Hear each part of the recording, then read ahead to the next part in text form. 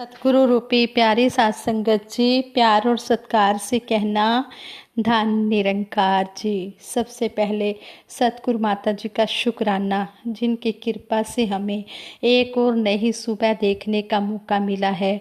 सतगुरु माता सुदीक्षा जी महाराज के हम पर इतने उपकार हैं। ये इतने दयालु सतगुरु हैं जो हमें समय समय पर शिक्षाएं दे रहे हैं, दर्शन दे रहे हैं। हम सतगुरु का जितना भी शुक्रिया करें उतना ही कम है।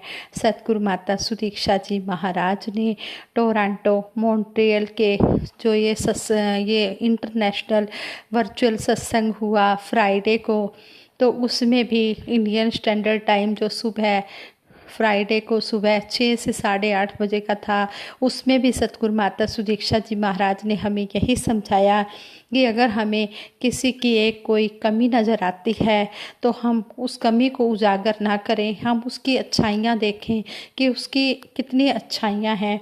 हम उस कमी को उजागर बिल्कुल भी ना करें और किसी के आगे तो बिल्कुल भी वो बात ना करें।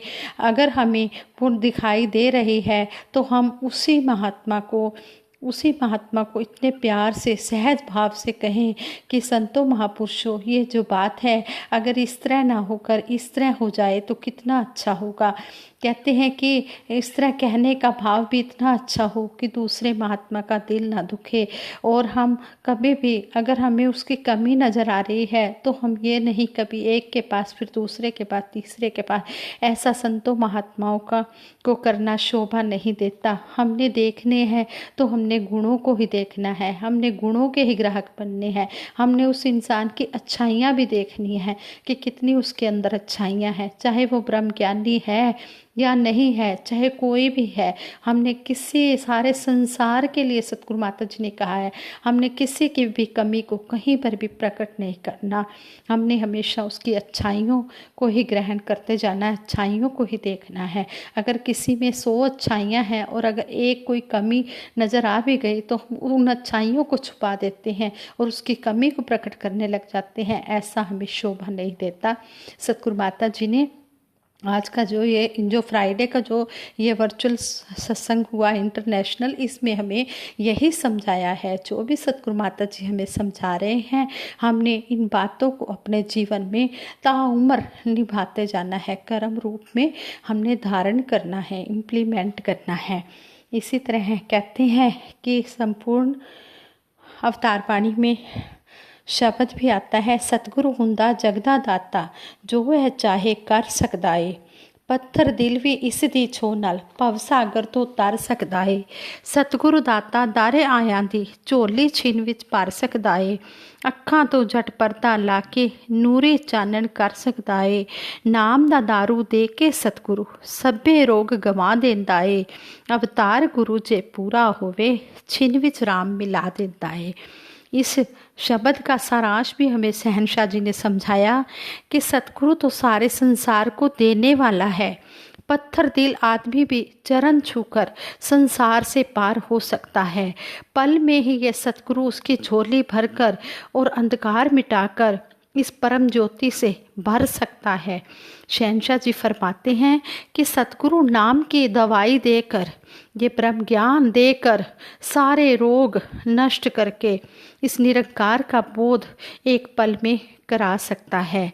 इसलिए गुरु की भक्ति, गुरु की आज्ञा, गुरु की सेवा से बढ़कर कुछ भी नहीं है। सतगुरु हमें समझाते हैं कि देखें ना अवगुण किसी के, गुणों के ग्राहक हम बने। जब हमें यह अमूल्य ब्रह्म ज्ञान मिल गया है तो हमने किसी के अंदर भी कोई कमी नहीं देखनी, हमने दूसरों से गुण ही गुण ग्रहण करते चले जाना है। आगे सतगुरु ने समझाया है, कहते हैं इसी संबंध में सतगुरु की दरबार की एक कथा है। एक सतगुरु महाराज के दरबार का किस्सा है। कहते हैं कि उनके पूरे मिशन में एक गुरसिख था जो दरबार का कोई काम नहीं करता था, दोनों टाइम सोता रहता था, इधर उधर घूमता रहता था। कभी कोई उससे कुछ सेवा के लिए कहता तो वह गुरसिख बहुत नाराज हो जाता। उसका कहना था कि तुम्हारे कहने से क्या, मैं तो गुरु का गुरसिख हूँ। गुरु जी जब मुझे कोई काम कहेंगे तो मैं अवश्य करूँगा, लेकिन तुम्हारे कहने से क्या होता है, तुम्हारे कहने से मैं ये काम नहीं करूँगा। धीरे धीरे बात सतगुरु जी के कानों तक पहुँची। सतगुरु जी ने उस गुरसिक को बुलाकर कहा कि सेवा से तन और मन दोनों शुद्ध होते हैं। उस गुरसिक ने कहा, सतगुरु मैं आपका सेवक हूँ, आप कहें तो मैं दरिया में भी कूद सकता हूँ, आग जलाकर शरीर भी भस्म कर सकता हूँ। सतगुरु अंतर्यामी होते हैं।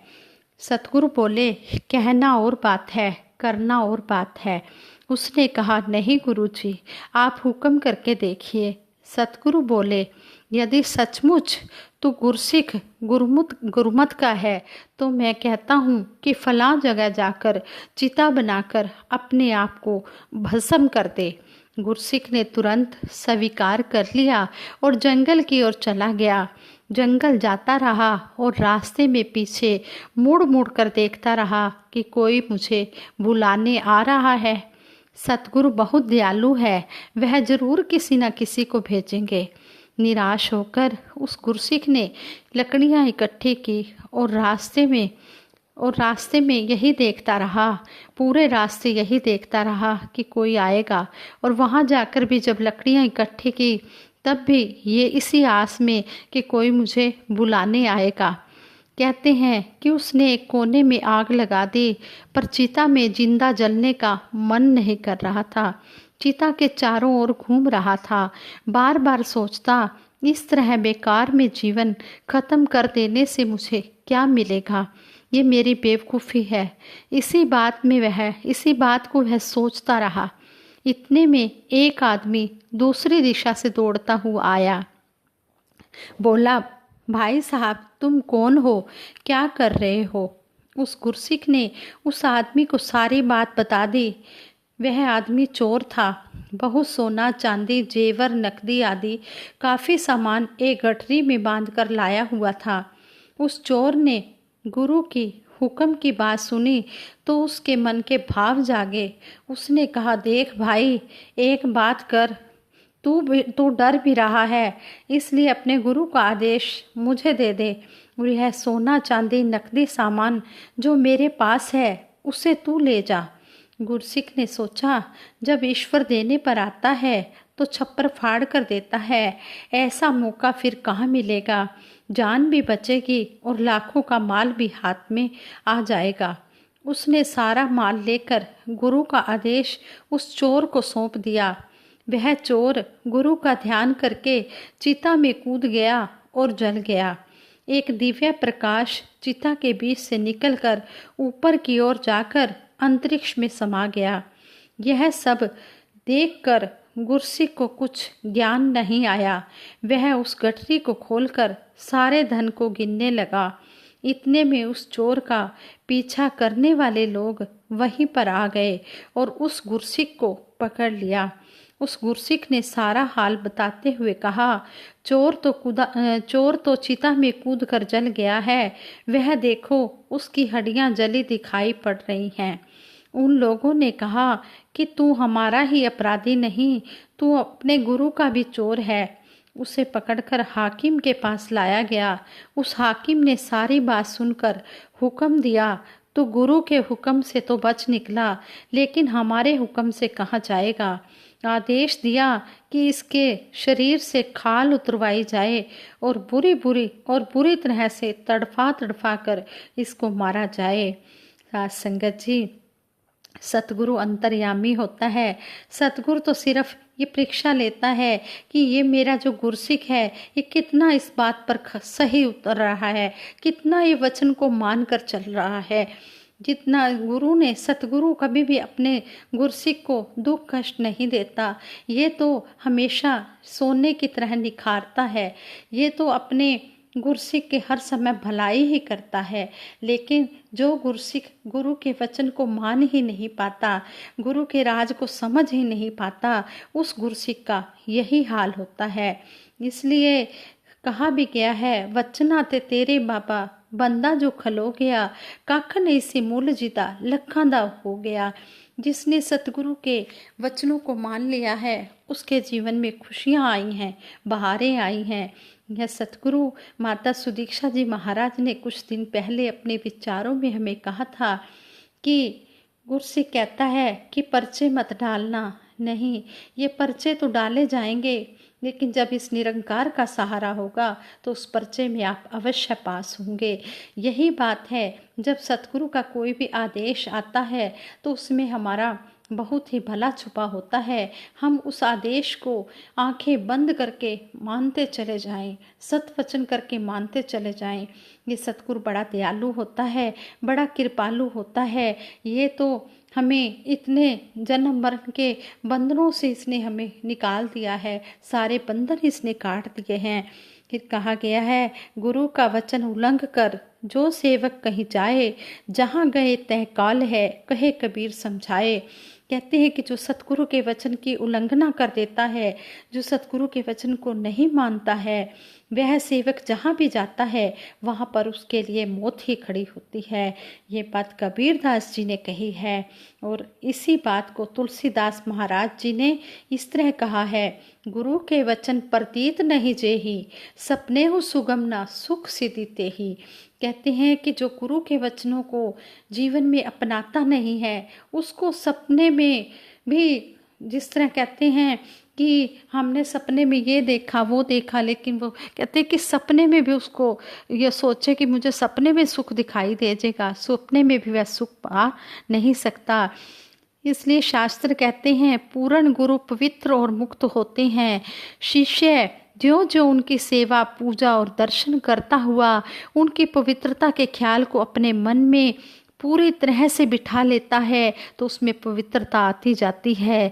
धीरे धीरे गुरु की शिक्षाएं गुरसिक अपने मन में धारण कर लेता है, उसका जीवन पार हो जाता है, वो मुक्त हो जाता है। इसी को सहजोबाई भी कहती है, जब लग चावल धान में तब लग उपजे आए, जब छिलकों को तज निकस मुक्त रूप है जाए।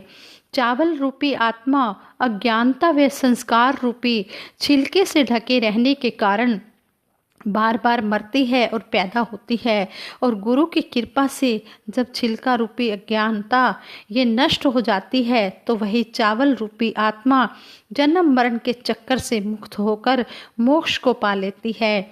यदि जीव के अंदर की इच्छाएं इतनी हो जाती हैं कि वो उन इच्छाओं को समाप्त नहीं कर सकता, तो कहते हैं कि ये इच्छाएं समाप्त ना होने के कारण फिर इस जीव को कौन कौन सी योनियों के अंदर चक्कर लगाना पड़ सकता है, कुछ कहा नहीं जा सकता, क्योंकि इच्छाएं तो अनंत होती हैं।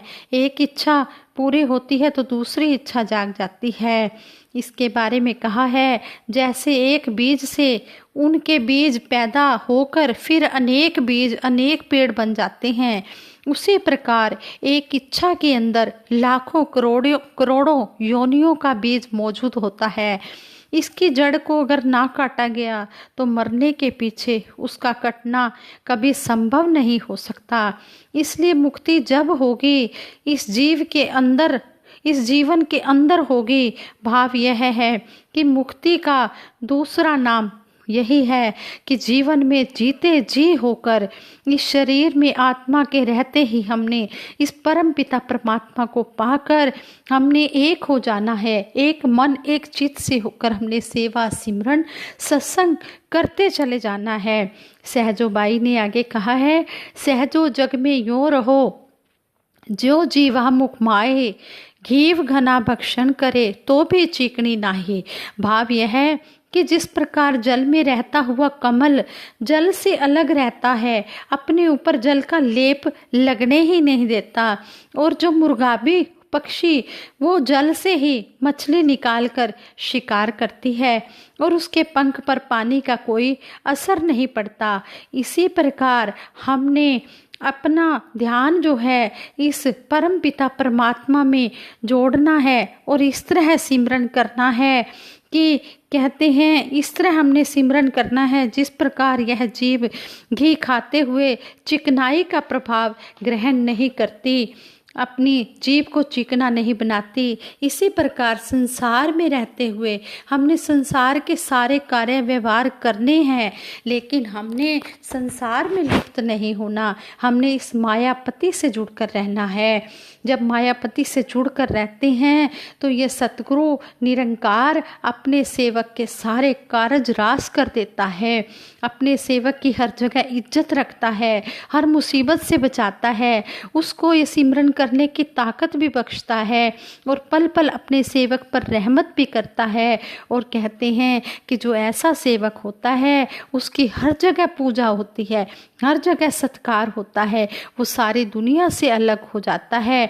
और फिर कहते हैं कि जो ऐसा सेवक होता है, ऐसा सतगुरु का प्यारा गुरसिख होता है, उसकी तो महिमा ही अपरअपार हो जाती है। और कहते हैं कि शहंशाह बाबा अवतार सिंह जी महाराज ने कहा है कि जो सतगुरु के हुक्म को मानता है, हुक्म को मानकर चल पड़ता है, एक मन एक चित होकर वो सिमरन में लग जाता है, सेवा में लग जाता है, सत्संग में लग जाता है, तो कहते हैं कि अगर सभी जीव इस तरह करने लग जाएं तो सारे संसार का पार उतारा हो जाएगा। इसलिए हमने सतगुरु की बात को मानना है। संपूर्ण अवतार वाणी में शब्द नंबर 95 में सतगुरु बाबा शहंशाह बाबा अवतार सिंह जी महाराज ने हमें समझाया है, निरंकार गुरु निज सेवक दा आप ही पर्दा टकदा है, ओकड़ दुख मुसीबत वेले हथ सिरां ते रखदा है, ਇਹ ਵਡਿਆਈਆਂ ਵੰਡਣ ਵਾਲਾ ਦਾਸ ਨੂੰ ਇੱਜ਼ਤ ਦਿੰਦਾ ਏ, ਆਪਣਾ ਨਾਮ ਜਪਣ ਦੀ ਇਹੋ ਦਾਸ ਨੂੰ ਹਿੰਮਤ ਦਿੰਦਾ ਏ।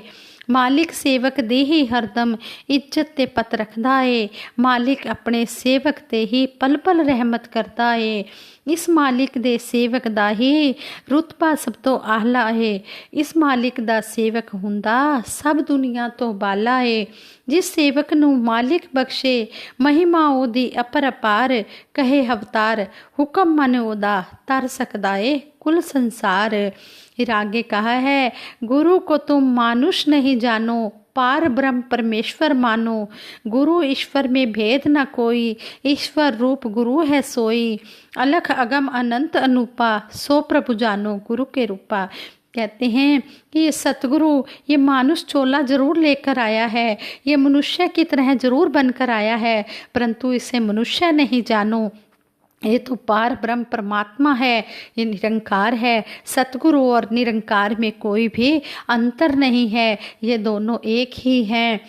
और कहते हैं कि सतगुरु जब हमें मिलता है, निरंकार की कृपा से सतगुरु हमें मिलता है, तो हमें ये इसकी लगता करा देता है, इसके अलग जिसकी कोई लगता ही नहीं, इसकी लगता करा देता है, इस परमपिता परमात्मा से मिला देता है, जिसकी लगता नहीं की जा सकती, अगम जहाँ पर कोई गम नहीं है, अनंत जिसका कोई अंत नहीं है। कहते हैं कि ऐसे प्रभु के हम गुण गाएं, सतगुरु के चरणों में इस परम पिता परमात्मा को जानकर, इस ब्रह्म ज्ञान को लेकर हम अपना पार उतारा करें और लोक सुखी पर लोक सुहेला करें, और खुद भी इन वचनों पर अमल कमाकर हम दूसरों को भी प्रेरणा दें। हम अपने मिशन का प्रचार करें कि आओ हमने इस परम पिता परमात्मा को जाना है, हम सुखी हुए हैं, आप भी इसको जानकर सुखी हो जाओ। जिस तरह हम आनंद में विचरण कर रहे हैं, आप भी इसी तरह ये आनंद लूटो, आनंद पाओ। कहते हैं कि जो इस तरह जोड़ने का काम करते हैं तो सतगुरु उनको हमेशा अपने चरणों से जोड़ कर रखते हैं। धर्म जोड़ता है, तोड़ता नहीं। हमने हमेशा जोड़ने का ही काम करना है, हमने तोड़ने का काम नहीं करना। हमने अपने मिशन का प्रचार अपने कर्मों के द्वारा करना है, जैसा सतगुरु माता सुदीक्षा जी महाराज चाहते हैं। सच्चे पातशाह आप जी का मेहर भरा हाथ, मेहर भरी नज़र हर एक जीव के ऊपर रहे। तेरा रूप है संसार, सबदा भला करो करतार, मेरी मांग है दातार। साध संगत जी, ये विचार करते हुए दासी से कई प्रकार की गलतियां हुई होंगी, आप जी बख्श लेना और आगे के लिए दासी को सुमत बख्शना। दासी सब के भले की कामना करते हुए सिमरन करवाएगी। आप सभी ने मिलकर सिमरन में साथ देना है। तू ही निरंकार मैं तेरी शरण हाँ, मैनू बख्श लो। तू ही निरंकार मैं तेरी शरण हाँ, मैनू बख्श लो। तू ही निरंकार मैं तेरी शरण हाँ, मैनू बख्श लो। तू ही निरंकार, मैं तेरी शरण हाँ, मैनू बख्श लो। बोलिए सतगुरु माता सुदीक्षा सविंदर हरदेव जी महाराज की जय। निरंकारी राजमाता गुरु बचन अवतार की जय। साध संगत जी प्रेम से कहना धन निरंकार।